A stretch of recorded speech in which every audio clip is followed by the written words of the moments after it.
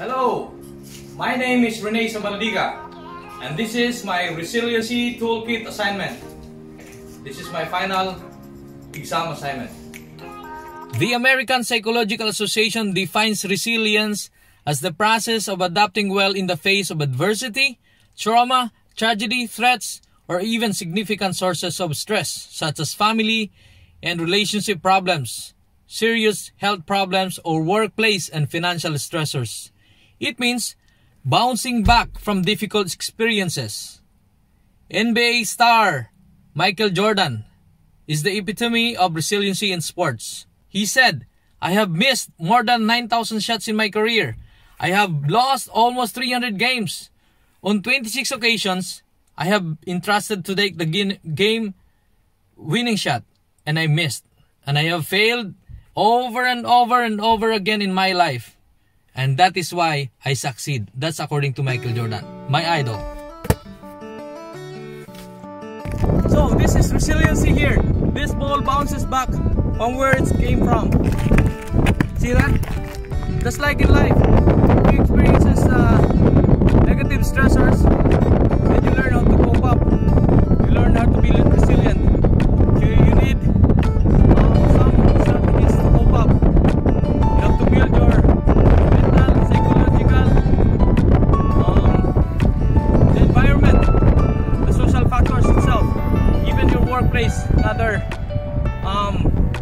social factors.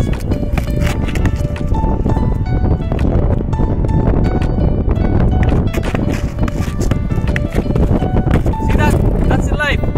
It's like a seesaw. You learn how to balance. That's in life. When there's a negative and positive stressors in life, you learn how to bounce back. Just like this ball. It bounces back, right?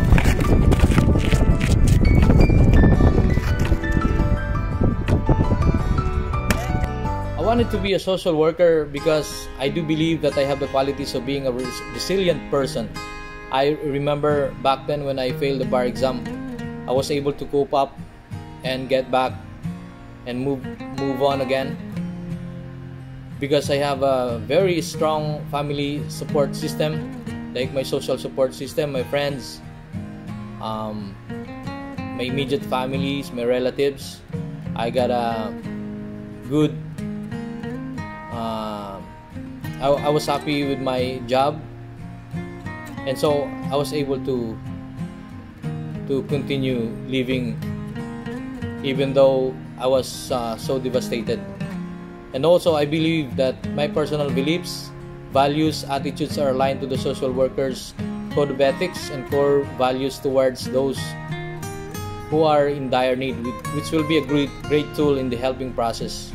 Likewise, my previous education, training, and work experience will be a very big factor in order for me to be competent and effective worker in the field of social work. The purpose of this assignment is to present to you the knowledge that I learned throughout our class. Throughout our class, I must admit that it changed my understanding about resiliency. I realized upon my reflection that resiliency and burnout are not just an individual problems, that you cannot just yoga stress away by repeatedly doing self-care. That was my wrong notion towards coping up with all the stressors in life. Most importantly, I also must admit that I wanted to show you on how I could apply those learnings in my real life situation and on my career as a future social worker.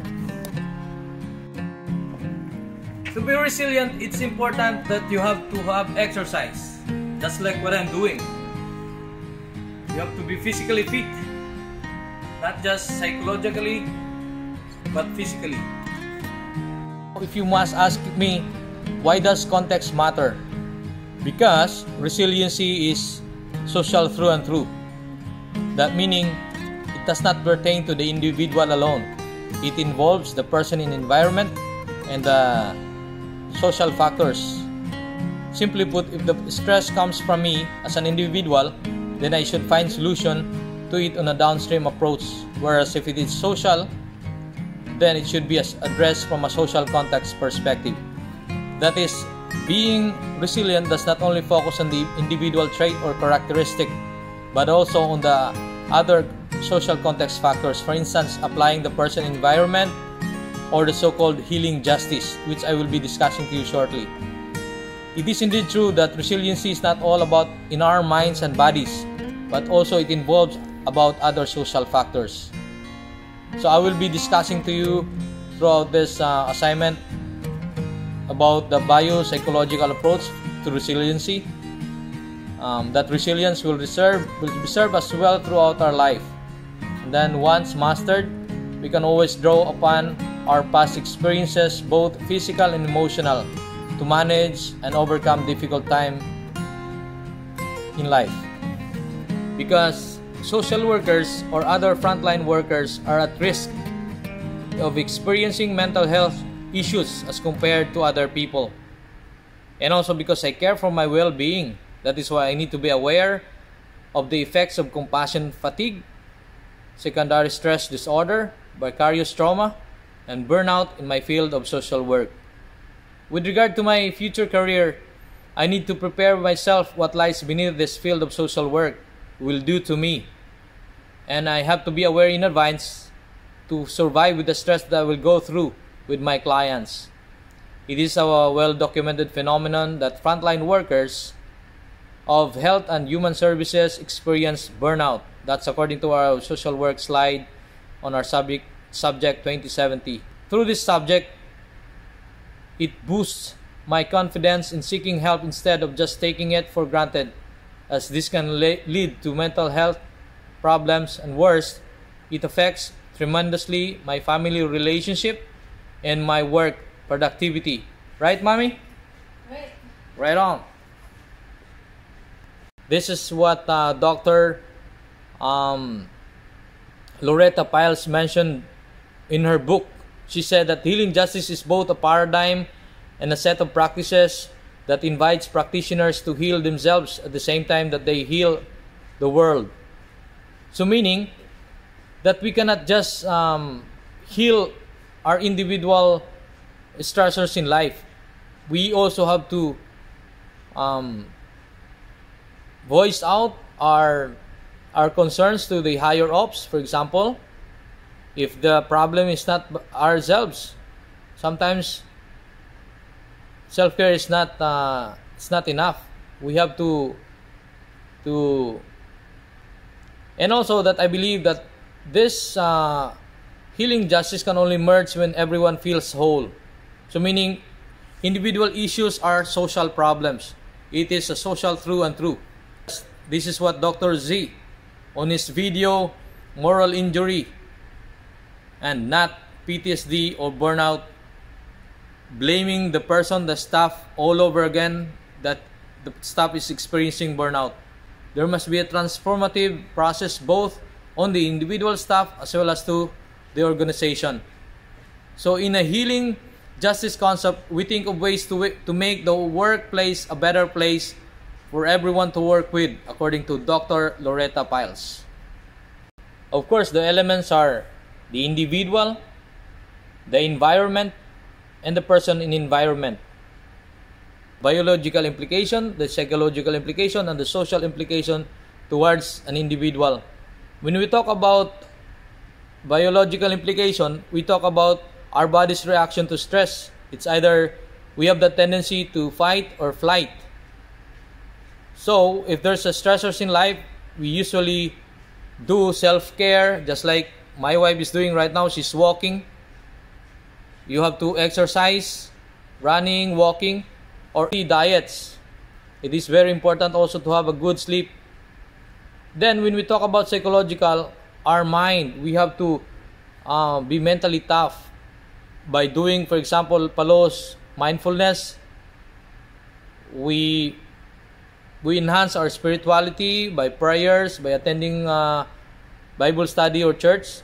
We also kind of feel like watching feel-good movies or read books or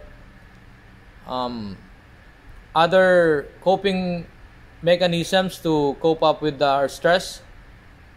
As what we mentioned, that people are also keep telling that you can't just yoga stress away. you have to be doing something else. And also the social aspect, I've mentioned a while ago that resiliency is that you have to, it is a social through and through. That meaning you have to have a good family support, social support, your friends, the work environment, your religious affiliation or other social networks to be able to help you cope up or to maintain your resiliency.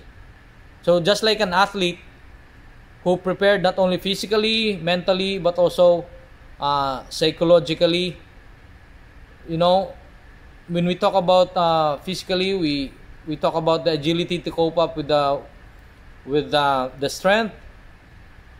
When we talk about psychologically, we have to be mentally tough to overcome to overcome and hurdle the obstacles or even the distance. We talk about other stressors, the external ones, whether the temperature is hot or cold or the humidity. And also learning to be resilient can also help to make you stronger. With each challenge you encounter, you can develop new skills and new ways of dealing with life. So for example, for people with true mental illness and other disabilities, their ability to thrive and even survive depends not on self-care, but on other social aspects, the environment, like the community, the people surrounding the person. And also, it is not just by merely doing brisk walking, bubble bath, or other hour reading. You know, sometimes there is a point where self-care is not even enough. We need to people should step in, give support, and help them to see the light on the other side. So meaning we have to seek help. Well, perhaps it involves physical exhaustion, emotional exhaustion, mental exhaustion, and other symptoms. When we talk about physical exhaustion, it involves about low energy, chronic fatigue, or weakness. That's why we need exercise to be physically fit.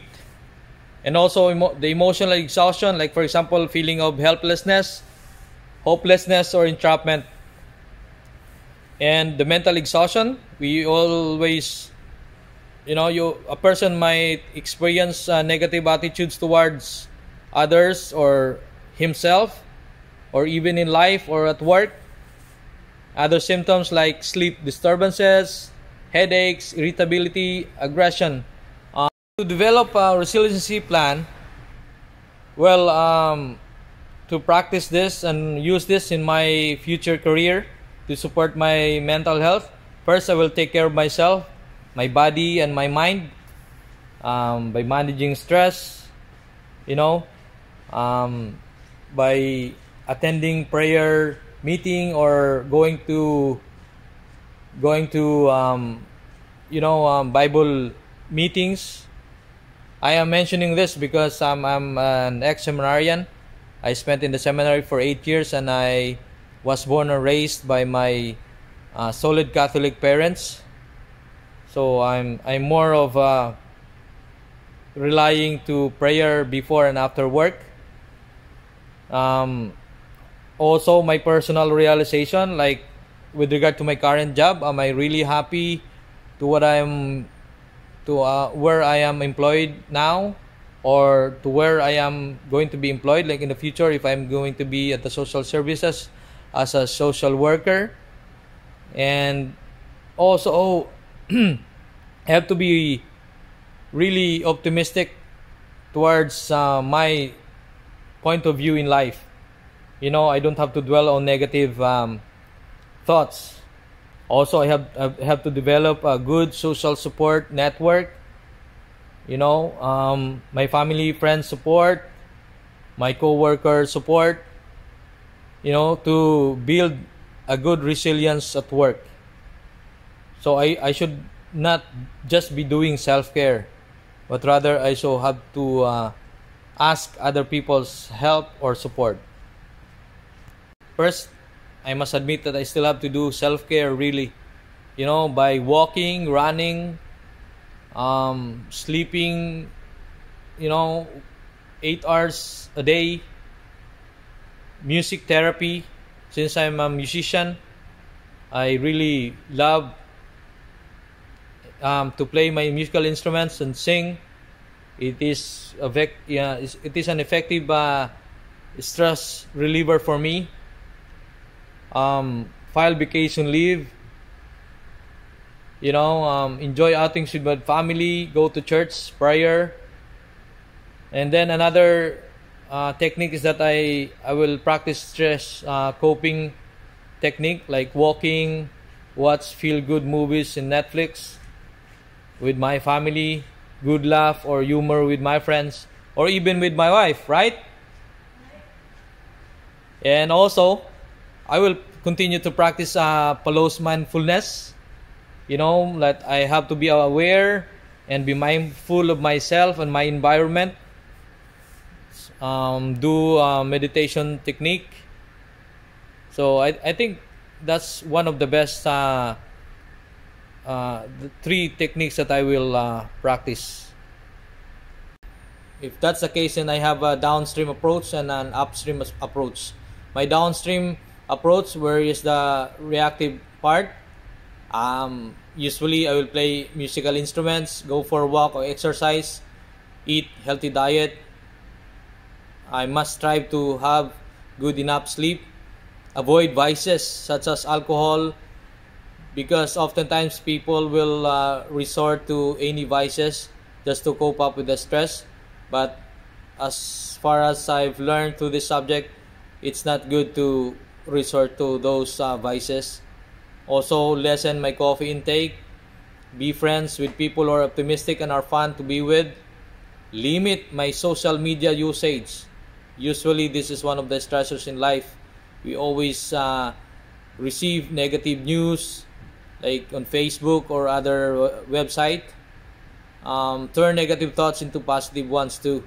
Turn stressful experience as a challenge and learn from it instead of dealing with it, right? And then my upstream approach, the preventative, well, equip myself with all the work-related trainings to be confident in the line of work that I have.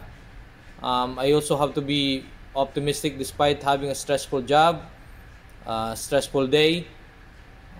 Practice good time management, very important. And also set up boundaries, like my professional and my personal boundaries. Now, to conclude this Resiliency Toolkit assignment, how do I plan to implement this resiliency plan and modify it if necessary? Well, if the problem or stress arise, such as burnout, compassion, fatigue at work, then I will modify it depending on the suitability of the situation or my need, as there is no one size fit all resiliency plan, right? So it's always subject to change. And just to reiterate, the resiliency is not just that does not pertain to individual, but rather it is a social through and through, that it involves not just the individual but the environment and the person in an environment. It's always important to consider other social factors. Just like in a stressful job, we only do not just do self-care. Like, self-care is just at the tip of the iceberg, and then you're not really solving the problem, which is the bottom part. So to address that problem, we need to do some organizational transparency between, you have to address your concerns to your supervisor or manager as to resolve the problem, because a repetitive self-care won't solve the problem. It's like a dandelion, for example, the dandelion, right? You cannot just keep on removing the flower or the stem, but rather you have to uproot it repeatedly until it's gone. So that's how it works. So being resilient, it is a social through and through. All right, thank you for watching and all the best. Cheers.